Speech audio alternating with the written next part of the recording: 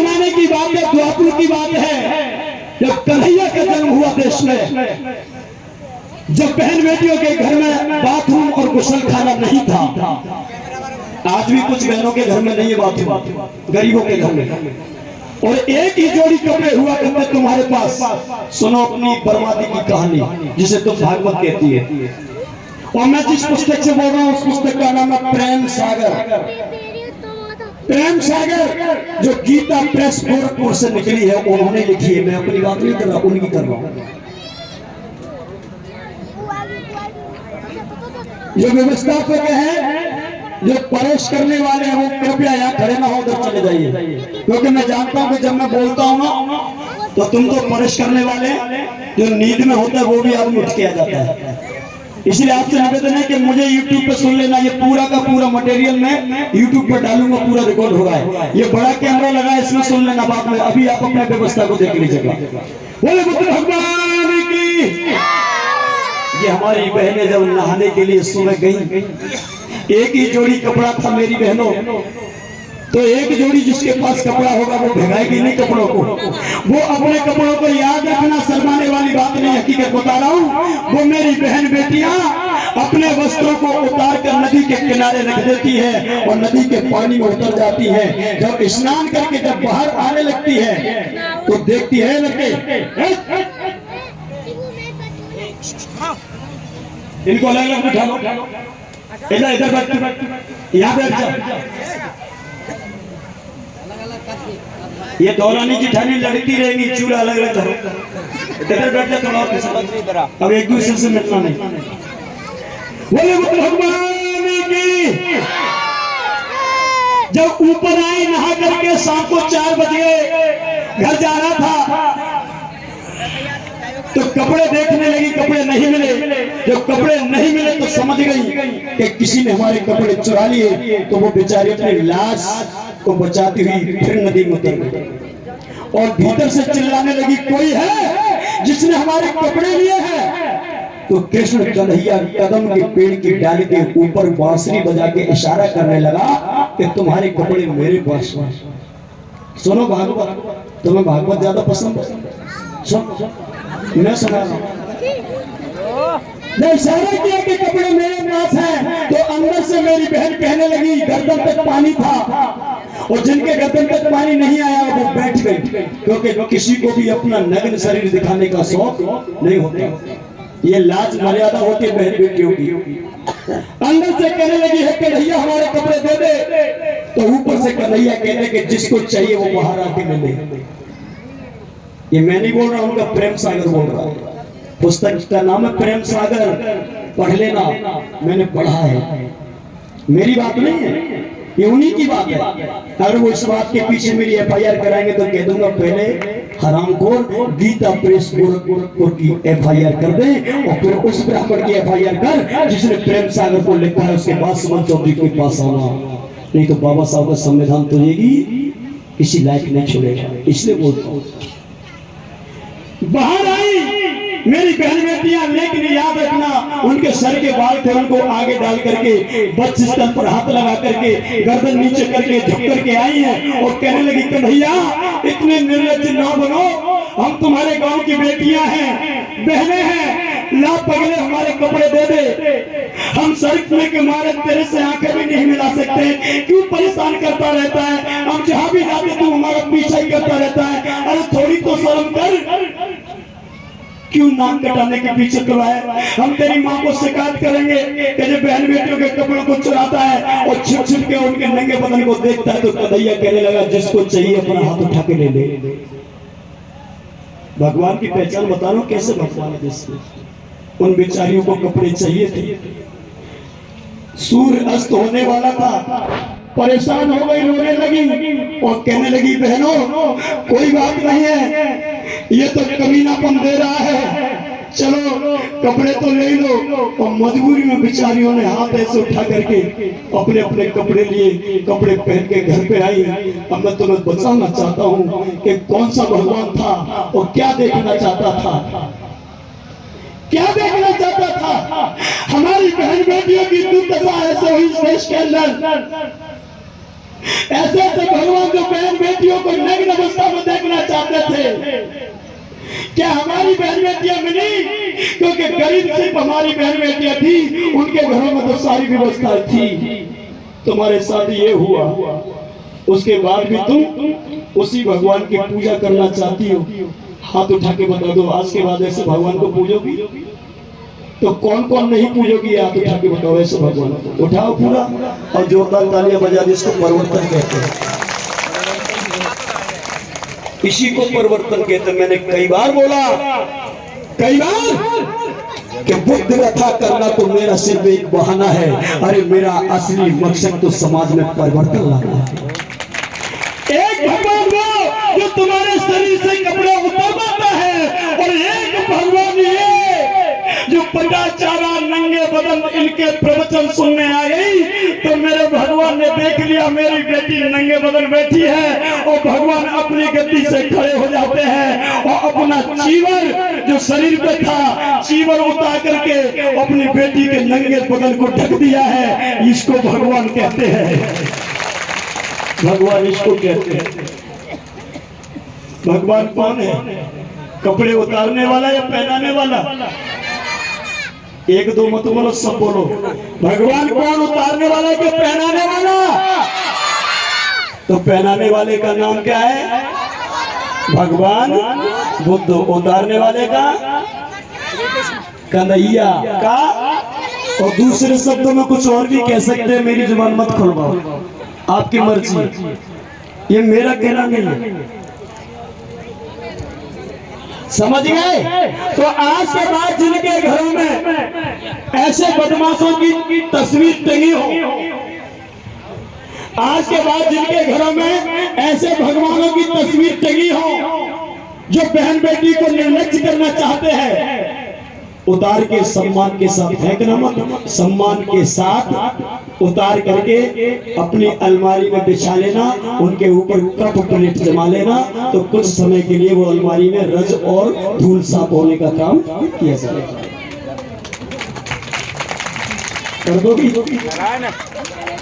हम तो पहले से करते हैं, क्या बात है, हम भी पहले से कर चुके हैं। और मैंने 33 करोड़ देवी देवताओं को अपने घर से कम 12 साल पहले निकाल दिया, और मैं जिंदा हूँ। मेरा आज तक किसी भी भगवान ने बाल बांका नहीं कर पाया। मेरे हाथ में लाल पीला धागा नहीं है, सिर्फ सफेद है, जो कि कबीर साहब की निशानी है, अपने स्वच्छता की निशानी है। और ऐसे भी लोग बैठे होंगे जहाँ लाल पीला धागा हाथ में है। खैर अभी थोड़ी देर में कटवा दूंगा, मेरे पास कैंची नहीं है, जवान से कटवा दूंगा, मेरा वादा है, मेरा वादा है। हे गंगा माँ, मैं बहुत देर से तेरे तीर पर बैठा हूँ, तेरे नदी के किनारे पर बैठा हूँ मैया। और ये ले, ये राजा का टका है, ले माँ, इसको तू संभाल के रख लेना बेटा, तेरे नसीब का रख लेना। और कितना कैची की पावर अच्छा है बेटी का।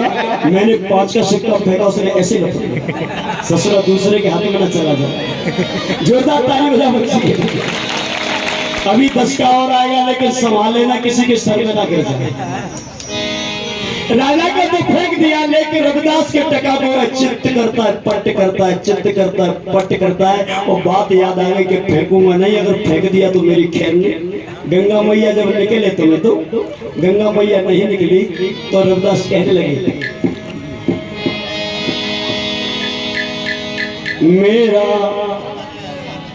मेरा क्या बिगड़े महारानी, और अगर मैया तू आज नहीं आई तो होगी हंसी तुम्हारी।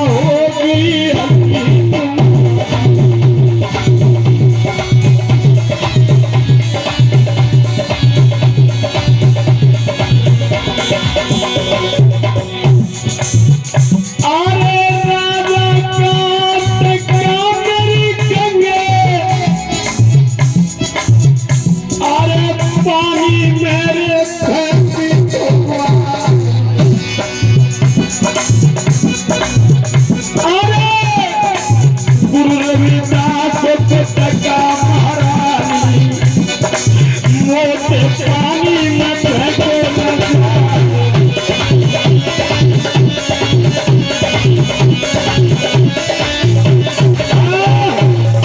मैया मैंने राजा का टका तो तुझे दे दिया है, तेरे दूसरे रूप पानी में फेंक दिया है, लेकिन मैया जब तक तुम साक्षात बाहर नहीं आओगी तब तक मैं रविदास का टका आपको अर्पित नहीं कर सकता।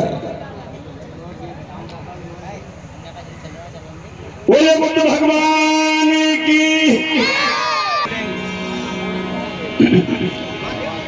बोले भक्त रविदास महाराज की। थोड़ा तेज बोल लो। बोले रविदास महाराज की।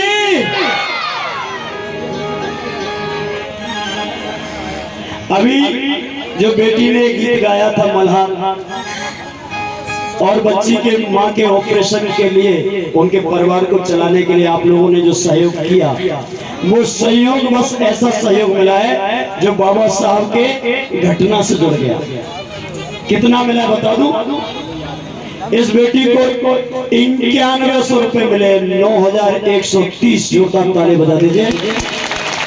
और 91 का मतलब है 14 अप्रैल 1891 को मेरे मसीहा का जन्म हुआ, इसलिए जोरदार ताली बजा दीजिए। बहुत मंगल संयोग रहा।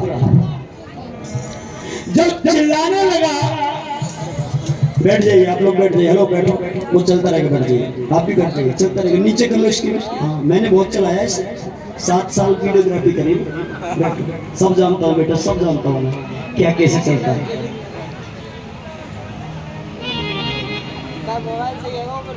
गंगा मैया नहीं आई तो रोने लगा, चीखने लगा, कहने लगा कि गंगा मैया अगर तू आज नहीं आई तो तेरे द्वार पर, तेरे तीर पर मैं सर पटक पटक के मर जाऊंगा, लेकिन जिंदा घर वापस। किसी ने देखा कि ये ब्राह्मण गंगा को पुकार रहा है तो दौड़ के गया, और काशी नगर में एक विधवा गंगा नाम की स्त्री रहती थी। अब बताना चाहता हूँ गंगा थी कौन, सुनिए। काशी नगर में एक गंगा नाम की विधवा स्त्री रहती थी जो बालापन में विधवा हो गई थी। 14-15 साल की उम्र में विधवा हो गई। पहले एक छोटी उम्र की शादी हो जाती थी बच्चों की। वो इतना पैसे वाली थी वो लड़की कि विधवा होने के बाद उसके घर में जितना सोना चांदी था वो अपने शरीर पर पहन के निकलती थी, पूरा विधवा होने के बाद। और क्यों निकलती थी बता दूं? कि कोई गरीब मिल जाएगा, कोई दुखिया मिल जाएगा, क्योंकि मेरे तो कोई संतान नहीं, मेरा पति मर गया और मैं दूसरी शादी जीवन में करूंगी नहीं, तो जितनी धन दौलत मेरे पास है मैं गरीबों को दान करती जाऊंगी। ऐसी व्यवस्था थी इस बेटी की। तो 11 साल की उम्र में एक बार रविदास जी 11 साल की उम्र में एक गैया को निकाल रहे थे, दलदल में गैया फंस गई थी और गैया को निकाल रहे थे। तब इसी गंगा नाम की विधवा स्त्री ने 11 साल की उम्र में रविदास को एक सोने का कंगन दे दिया था, ले बेटा लेके चला जा, कभी तेरे जीवन में तुझे काम आएगा, क्योंकि तेरे अंदर मैंने परोपकार की भावना देखी है। 11 साल की उम्र में गंगा ने, विधवा गंगा ने रविदास को 11 साल की उम्र में एक सोने का कंगन दे दिया था। अब जरा ध्यान से सुनना, कहानी वही है। इधर रविदास की शादी होने के बाद लोनी जिसको बोलते उसकी पत्नी बनी, एक पुत्र ने जन्म लिया, वो कुटिया में रहने लगे। ब्राह्मण आया, टिका ले आया, गंगा पे आया, और गंगा को जाकर के जब कहा कि कोई ब्राह्मण मैया तुम्हारी याद में रो रहा है और तुम नहीं गई तो ब्राह्मण मर जाएगा, सर पटक पटक के। और उधर ब्राह्मण गंगा मैया की याद में सर नीचे करके धुन धुन के रो रहा था। और तब तक गंगा मैया काशी नगर से उसी गंगा के घाट पे धीरे धीरे धीरे धीरे आ गई। ब्राह्मण ने सर उठा के नहीं देखा, और जब कहा गंगा की मैया आए ब्राह्मण सामने देख, जिस गंगा की याद में तू रो रहा है वो गंगा तेरे सामने खड़ी है। और मित्र मेरे भाई बहनों, जब ब्राह्मण ने ऐसे सर उठाया तो ब्राह्मण ने सोचा कि ये गंगा मैया नदी में से निकल के आई है। देखना, कहानी को बता रहा हूँ सही तरीके से, गलत तरीके से तो बख्शीदास ने बताया और हमारे विद्वानों ने सही तरीके से बताया जिसको मैं बता रहा हूँ। जो गंगा को सामने देखा तो रविदास का दिया हुआ टका ब्राह्मण कहने लगा खड़ा होकर के, गंगा मैया तुम अच्छी हुई और 3 पीढ़ी मेरी बीत गई, तुम कभी बाहर नहीं आई, आज पहली बार आपने दर्शन दिया है। लो मैया ये भक्त रविदास जी का टका है, इसको आप स्वीकार कर लो। गंगा ने हाथ बढ़ा दिया और भक्त रविदास का टका गंगा मैया ने अपने हाथ में स्वीकार कर लिया। बोले भक्त वत्सल भगवान की। धीरे मत बोला करो, मेरी तो सांस फूल जाती, बूढ़ा आदमी, आप तो तेज बोला करो। लेकर के टका चला तो गंगा कहने लगी ठहर, तू टका दे के तो जा रहा है, लेकिन बात सुन, क्या कि ये टका किसने भेजा? कि रविदास ने। तो वो मेरा प्रिय बेटा है, मेरा प्रिय पुत्र, मैं बचपन में मिल चुकी हूँ, इसलिए एक काम कर मेरे बेटा, ये सोने का कंगन है, इसे ले जा और मेरे रविदास बेटा को उपहार में दे देना। अब देखना, एक हाथ का कंगन गंगा 11 साल की उम्र में दे चुकी थी और दूसरे हाथ का कंगन नदी के तीर पे दे दिया और लेके ब्राह्मण चला है। और एक कंगना ले ब्राह्मण चले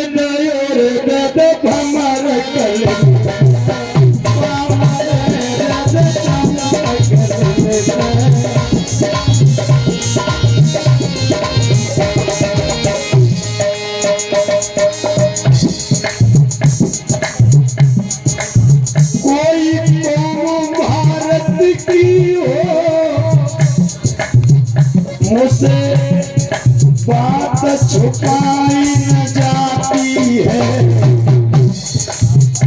और ताली बजे तो बजाना, कोई कौम भारत की हो मुझसे बात छुपाई न जाती है।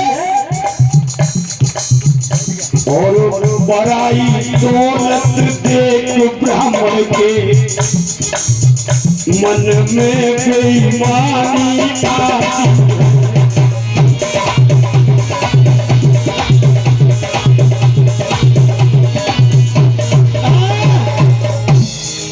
देखा है कि सोने का कंगन है, गंगा ने दिया है, वो तो संत है, महात्मा है, वो धन दौलत का क्या करेगा? जो भी पुरस्कार दे इधर नाम लिखवा दीजिए, बीच में मुझे डिस्टर्ब होगा, मैं सबका सम्मान के साथ नाम बोलूंगा। तो क्या करूं, इस कंगन को ले जाकर के राजा को दे दूंगा और राजा को कंगन दूंगा तो राजा बदले में मुझे इनाम देगा। और कंगना लेके वो ब्राह्मण और धीरे धीरे धीरे धीरे चलो और आज मांडूर शहर में राजा के पास आ गया और राजा से कहने लगा, महाराज आपकी जय हो। कौन है? मैं ब्राह्मण हूं, यहाँ क्यों आया है? कि मैं गंगा मैया को टका देखने गया था। हाँ तो कि महाराज मेरे पास एक ऐसी चीज है क्या कि जो तुम्हारे खजाने में भी नहीं है। कि वो क्या है? कि वो मैं बताता हूँ।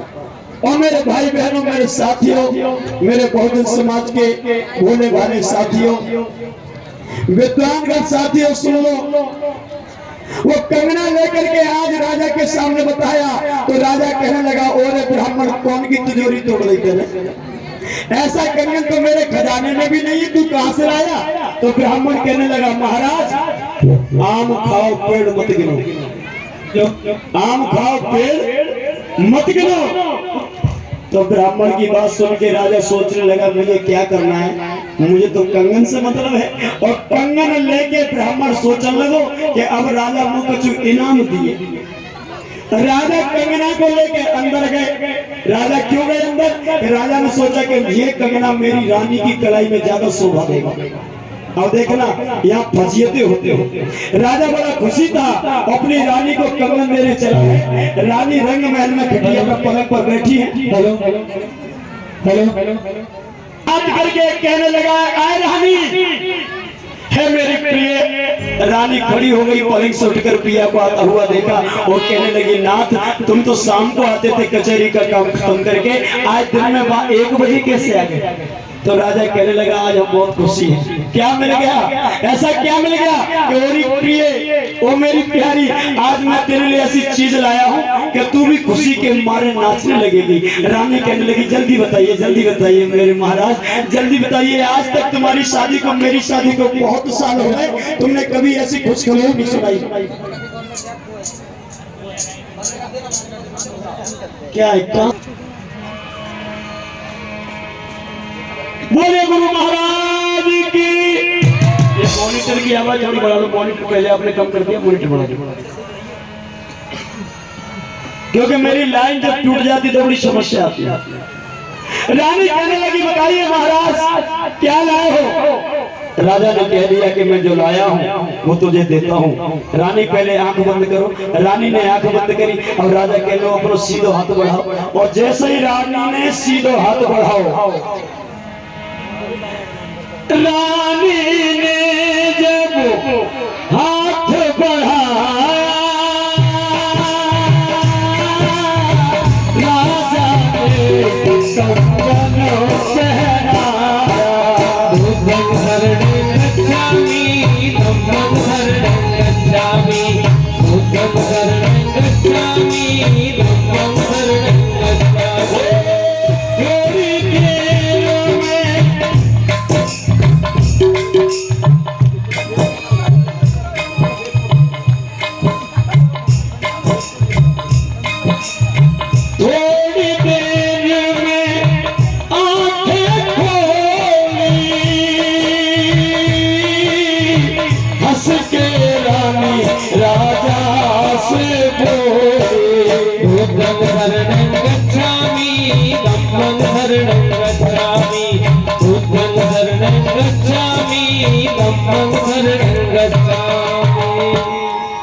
सीधे हाथ में कंगन पहना दिया। रानी ने आंखें खोली, और जब रानी ने आंखें खोली तो हाथ में हीरे जवाहरात को कंगन चमचमाए रहे भैया।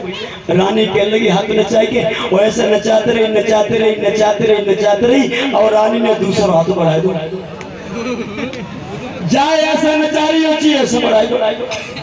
और राजा कहने लगा जगह को बढ़ाए दो कि हमसे ही मजाक कर रहे हो, तुम्हें पत्नी मजाक करने के लिए मिली। अरे महाराज जो दूसरा लाए उसको इसमें डाल दो। राजा सोचने लगो है वो सत्यानाश, अगर ये हट पकड़ गई तो त्रिया हट, राज हट और बाल हट एक ही होती। राजा कहने लगा और पगड़ी एक ही है मेरे पास।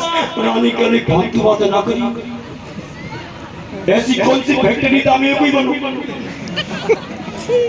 कंगन तो दो होंगे, तुम दो लाए होंगे, पर आज मुझे पता चला है महाराज क्या हम तो ये समझते थे तुम हमें बहुत प्यार करते हो, आज हमें पूरा शक नहीं पूरा यकीन हो गया कि तुमने महाराज को सौतन पाल रही है। एक बार नकटिए दे आए, दूसरों हमारे ले आए, अब हम फांसी लेके मरे, सवारियों पने लगी दलन।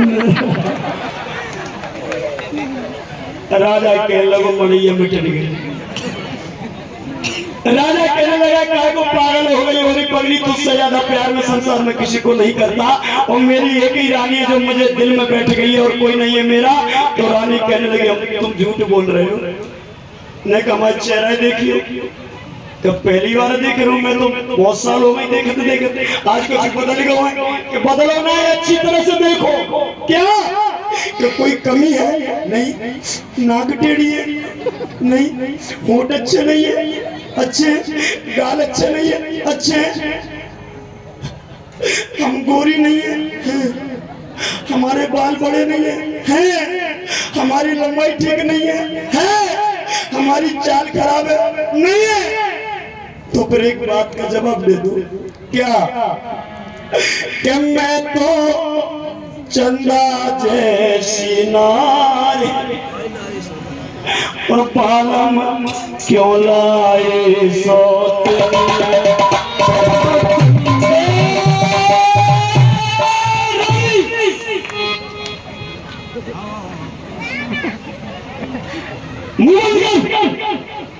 बकवास क्या किया, कहा ले आए हम सौते ना ले आए तो दूसरों को क्या कवाले में वो पगड़ी मान जा क्यों लाए सौतनिया सजन मेरे, क्यों लाए सौतनिया, मैं तो चंद्रा जैसी नार भैया क्यों लाए।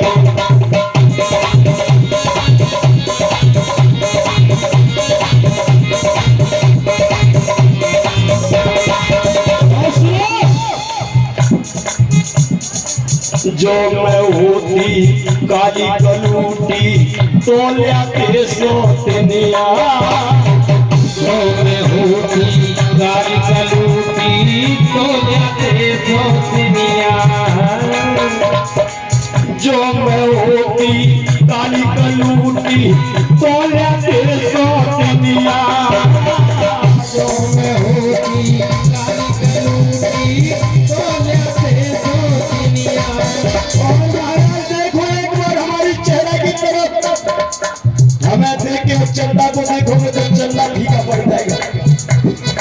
मैं तो चंद्र बदन उजियार बालम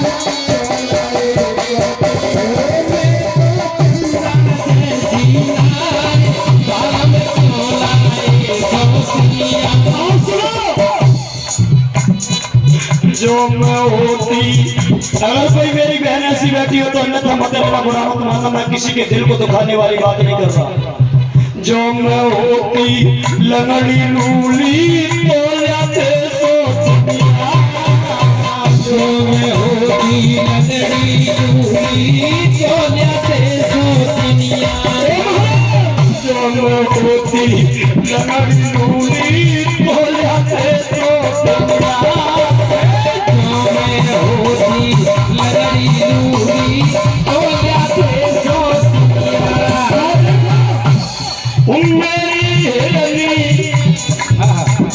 मेरी हिरनी जैसी जान बालम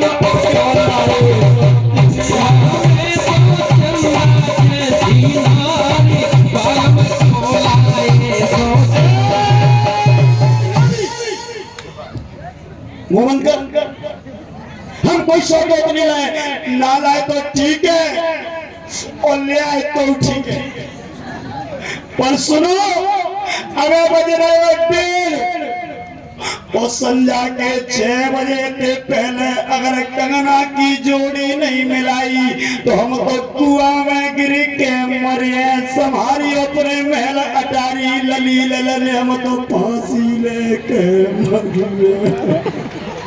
राजा समझ गए कि वजीर नहीं मानेगी। राजा कहने लगा ठहरो, 6 बजे से पहले मर मत जाना, मैं कोशिश करूंगा। और राजा दौड़ के आया और मंत्री से बोला, कार्य मंत्री वो ब्राह्मण को कि महाराज 2 घंटा इंतजार करके बाद तो पट्टी ले ली, मतलब 9-2-11, जा और जल्दी ब्राह्मण को लेके आ। मंत्री ने घोड़ा सजाया,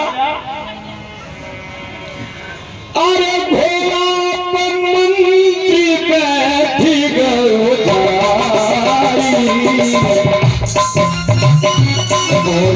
ब्राह्मण के दर पहुँचो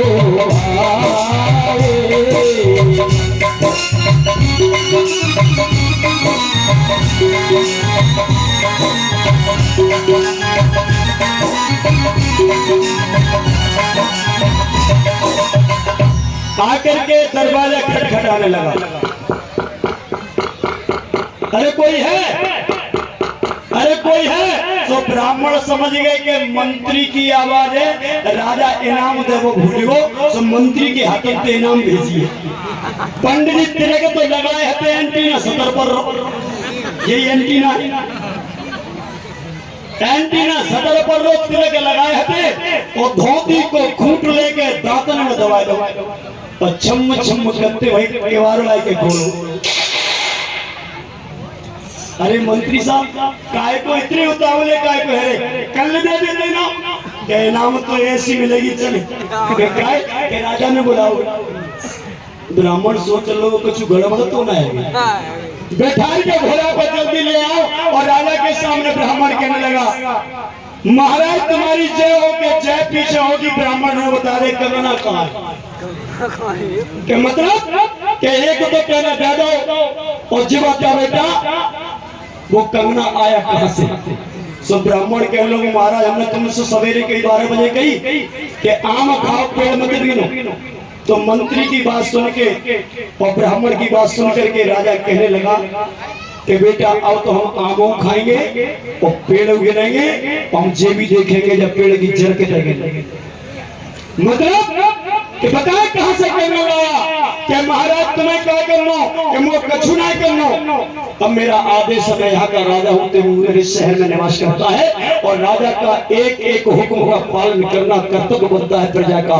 तू मेरी प्रजा है, मैं तुझे आदेश देता हूँ कि शाम को 6 बजे से पहले दूसरा कंगन हूँ जैसा वो है वैसा लेके आ जा। अगर दूसरा कंगन नहीं लाया तो ब्राह्मण तुझे हाथी के पैर के नीचे दबा के मरवा दूंगा या कंकड़ के कोल्हू में तुझे गिरवा दूंगा। ब्राह्मण की नारी जो झेंचल रही थे वो कंधा पे अच्छी मिली इनाम। ब्राह्मण चले लटकाए के मुंह, पंडितानी के लगी ले आए ना, ले आए। बताइए कैसी है? कैसी है कि बिछुए ने उतार दे चुरी ने फूट दे। कैसी है? बिछुआ उतार दे चूड़ी फोड़ दे, कलरफुल साड़ी उतार दे सफेद। पंडितानी के लिए सुबह सुबह बोलो, सुबह का ही बोल रहे, फालतू बात कर रहे। क्या तुम मरे गए हो? क्या समझ ले मैं तुम मरे हो 2 घंटा हूँ बस। मतलब क्या कि मुझसे बहुत बड़ी भूल हो गई। गोरी क्या हो गया कि मैंने एक महात्मा के साथ धोखा कर दिया। उस महात्मा का कंगन मैंने राजा को दे दिया। थोड़े से लोग लालच के चक्कर में, और राजा ने मुझसे कहा कि 6 बजे से पहले कंगन नहीं दिया तो मैं तुझे मरवा दूंगा। बस बल्लू भैया 5-7 मिनट की बात है, मुझे पता है। और मैं इनको बोल भी दूंगा ना कि जाओ खाना खाया हो तो एक भी नहीं जाएगा, मुझे पता है। पूरी कहानी सुन के जाएंगे। नहीं एकदम हाँ, एक नहीं, मैं धीरे धीरे निकालता, आप टेंशन मत करो, मेरे ऊपर छोड़ो। मेरी 5-7 मिनट की कहानी रह गई है। कहानी पूरी सुन के खाना खाओगे कि अभी जाके बताओ? पूरी सुन के कौन कौन पूरी सुनेगा? अब देख खाना खा सके, हम अभी थोड़ी देर में खिला देंगे। और देखो जब हम बोले तो आधी आधी करके खिला देंगे।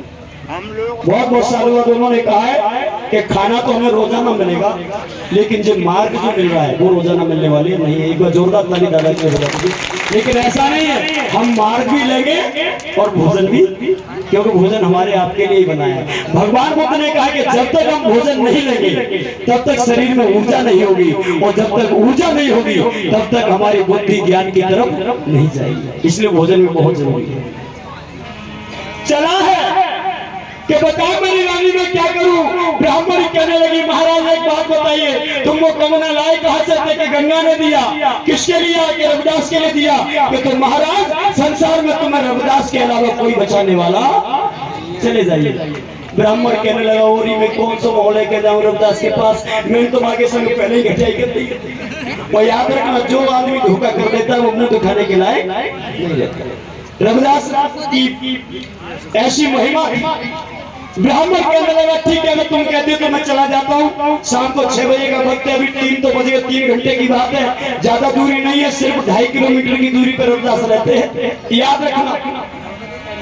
चला है धीरे धीरे, और जैसे ही पहुंचा 3 बजे तो रविदास कहने लगा, अरे ब्राह्मण तू तो 12 बजे आए हो, इतना लेट के महाराज क्या करे, रास्ता में लेटे गए। तो हमारा टेका गंगा मैया को दे दो, कि दे दो, हाथ बढ़ाओ तभी दो, के पानी में फेंको। नहीं महाराज, हाथ बढ़ाओ मैया ने, कि मैया ने हाथ बढ़ाओ तो हमारी मैया ने हमारे लाने कुछ दो। तो ब्राह्मण के लगो, आओ तो दो और ना दो सब बराबर है। मतलब महाराज ने के कंगन दिया था सोने का, हीरा जवाहरात जड़े थे तो लाख कहाँ है? कि महाराज मुझे लालच आए, वो बेईमानी आ गई, मैंने राजा दे दो। तो मन में क्या करूं, मेरे पास क्यों आया? कि राजा ने रानी दे दो। अच्छा किया, मेरे पास क्यों आया? कि रानी ने कह रही है कि दूसरों ले आ, और दूसरों नहीं लाओ राजा तो रानी मरेगी। और महाराज रानी मर गई तो राजा मुँह मार देगा, और मैं मर गया तो पंडितानी बच जाएगी मेरी याद में। तो महाराज बेहतर रानी मरेगी, फिर राजा मरेगो, फिर पंडितानी मरेगी, मैं मरेगो, और चारों की हत्या तो ही लगेगी। मारे ब्राह्मण, गलती पूरी तेरी और सजा हम दे दे। कितनी चतुर चालाक और चंट बुद्धि है लोगों की, जानते हो? वो इसी बुद्धि से ये लोग हमारे ऊपर शासन करते आए हैं।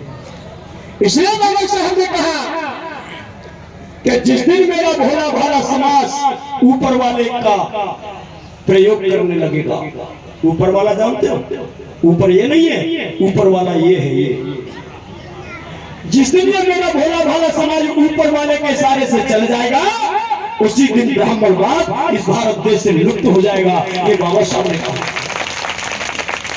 और चलना है, हम भी ऊपर वाले के सहारे से चलते हैं, लेकिन उसके सहारे से नहीं, ऊपर तो कुछ है ही नहीं ससुरा, ऊपर ओजोन परत है और आसमान है, ऊपर कुछ भी नहीं है। लेकिन लोगों ने, एंटीना वालों ने ऊपर भगवान को बता दिया, भगवान हमारे आपके बीच में यही है। बातें बहुत लंबी होंगी, लेकिन मैं कहानी की तरफ चलता हूँ, क्योंकि मुझे खुद पता नहीं होता, अगर मैं कोई टॉपिक छेड़ दूँ तो जंगल में घुस जाता हूँ, मैं बड़ी देर में लौट पाता हूँ, आप लोगों की दया है। तो मेरे पास क्यों आया कि महाराज मुझे दूसरा कंगन दे दो, कि मेरे पास नहीं है, जाए गंगा मैया के पास, कि गंगा मैया तब देगी जब तुम वो टका दे दोगे। कि तो बेटा मेरे पास तो एक ही खोटा सिक्का तो जो मैंने तो दे दो, अब मेरे पास दूसरा खोटा सिक्का नहीं है। ब्राह्मण समझ गया कि अब मेरी मौत तो निश्चित।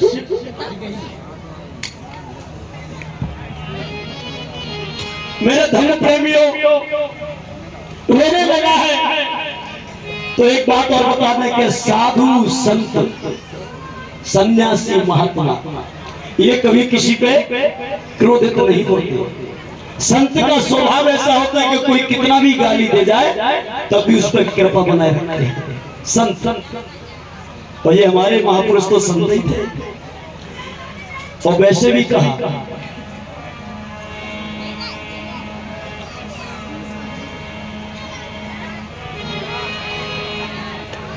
क्षमा बड़े को चाहिए और छोटे को पाप,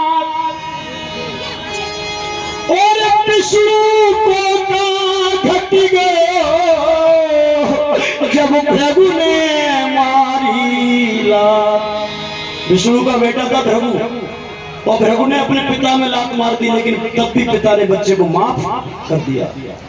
बड़े हमेशा छोटों को माफ ही करते हैं। रविदास ने सोचा जो मेरी शरण में आया है मैं इसको माफ करता हूँ। अब देखना रविदास जी दूसरा कंगन उसको कहां से देंगे, ये कहानी मैं आपको सार्थक सुना रहा हूँ। रविदास ने सोचा इसको कंगन नहीं मिला तो ये मर जाएगा।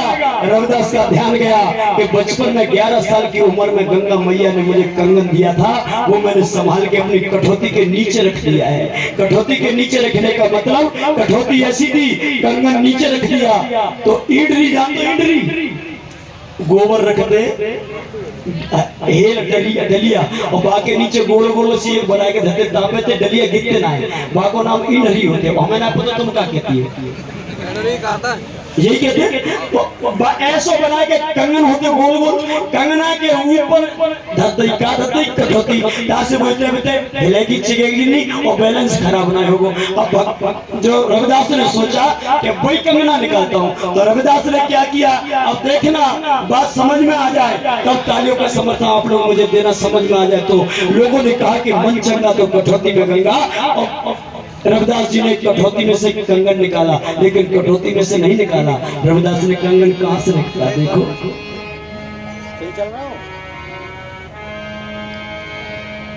अरे हाथ कठौती के नीचे बढ़ाया,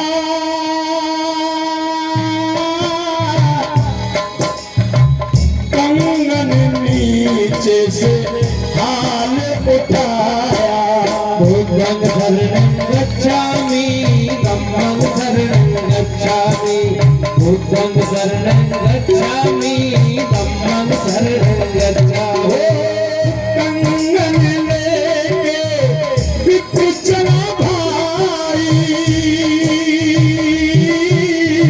राजा के हाथ में दिया है गहाई।